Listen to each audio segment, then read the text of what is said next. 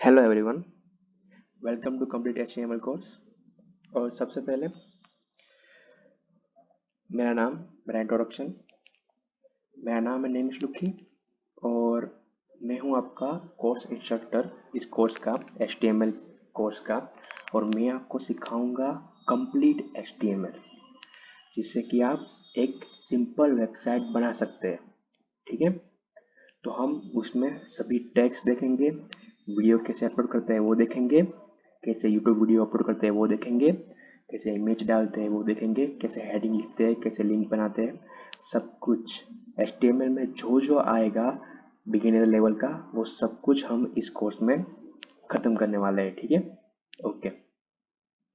तो सबसे पहले शुरू करते हैं। तो इंट्रोडक्शन टू HTML होगा हमारा फर्स्ट टॉपिक।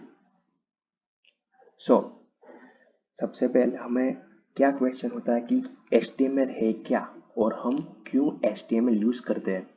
तो HTML है हाइपर टेक्स्ट मार्कअप लैंग्वेज। यहाँ पे मार्कअप लैंग्वेज, तो मार्कअप लैंग्वेज क्या होती है? तो मार्कअप लैंग्वेज ही वो लैंग्वेज है जो डॉक्यूमेंट के अंदर टेक्स्ट को कैसे हम दिखाना चाहते हैं वो कहती है। जैसे कि कोई डॉक्यूमेंट ले लो, तो कोई डॉक्यूमेंट के अंदर हमारे पास हेडिंग होता है और सम पैराग्राफ्स होते हैं, सम और सम वर्ड्स होते हैं। जो वर्ड्स इंपॉर्टेंट होते हैं वो हम इटैलिक में लिखते हैं, और हेडिंग होता है वो बाकी टेक्स्ट से ज़्यादा डार्क होता है और उसकी साइज थोड़ी बड़ी होती है।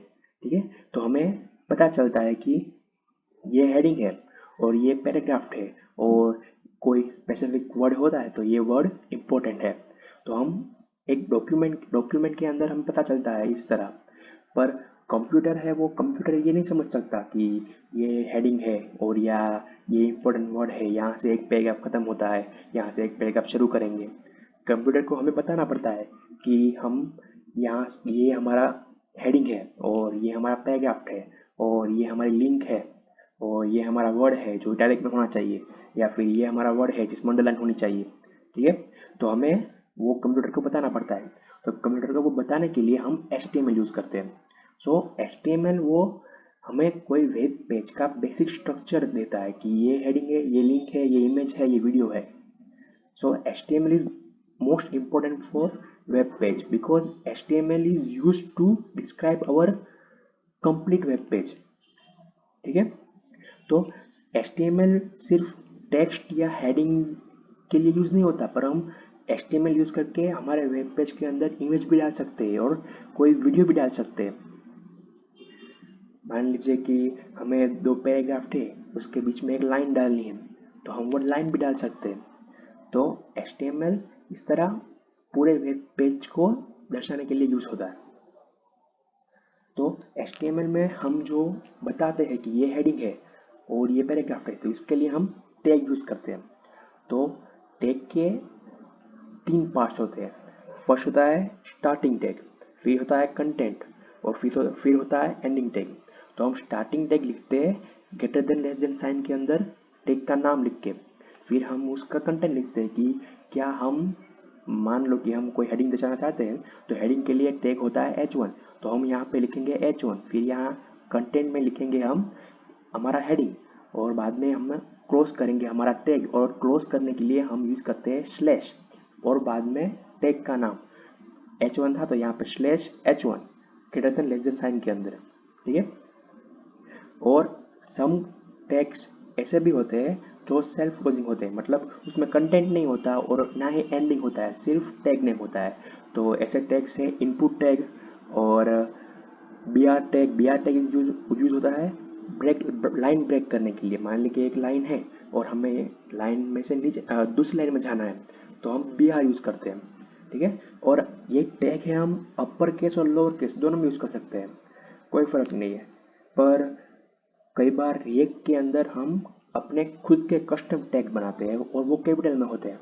तो हमें बेटर प्रैक्टिस के लिए HTML टैग स्मॉल में यूज़ करना होगा। ठीक है, क्योंकि वो ज़्यादा कंफर्टेबल होता है। ओके, तो चलिए, तो अब हम देखते हैं सम एग्जाम्पल। ठीक है, तो सबसे पहले H1 टैग। मैंने आपको बताया कि नहीं, H1 टैग यूज होता है हेडिंग के लिए, ठीक है। तो आप लिखते हैं हम H1 टैग, H1 टैग, ठीक है। हमने यहाँ पे लिखा H1, फिर लिखा welcome to HTML course, and बाद में हमने टैग को क्लोज कर दिया। अब अगर मैं इसे सेव करता हूँ तो आप देख सकते हैं कि यहाँ पर वेलकम टू HTML कोर्स, ये जो हेडिंग है हमारा वो डार्कर है और बड़ा है, उसकी साइज बड़ी है। अब हम पैराग्राफ टैग देखेंगे, दूसरा टैग था पैराग्राफ और इसके लिए यूज होता है पी टैग। तो ये है पी टैग। अगर मैं सेव करूंगा तो आप देख सकते हो कि यहाँ पर 3 लाइन आ गई है, वो पैराग्राफ है हमारा, ठीक है। यहाँ पर कोड के अंदर यहाँ पर 5 लाइन्स है, पर यहाँ पर सिर्फ 3 लाइन आई है, आप देख सकते हैं। अगर अगर मुझे लाइन नई लाइन बनानी है या लाइन ब्रेक करनी है, मतलब लाइन ब्रेक करनी है, नई लाइन बनानी मतलब लाइन ब्रेक करनी है, तो मैं यूज करता हूँ line break, B R tag,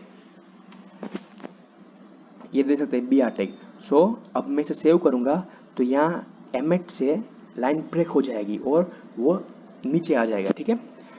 देखिए देखिए यहाँ पर एमेट से लाइन ब्रेक हो गई और नीचे आ गया। इस तरह हम बी आर एक सेल्फ क्लोजिंग टैग है, क्योंकि उसमें कोई कंटेंट नहीं होता, वो यूज होता है लाइन ब्रेक करने के लिए।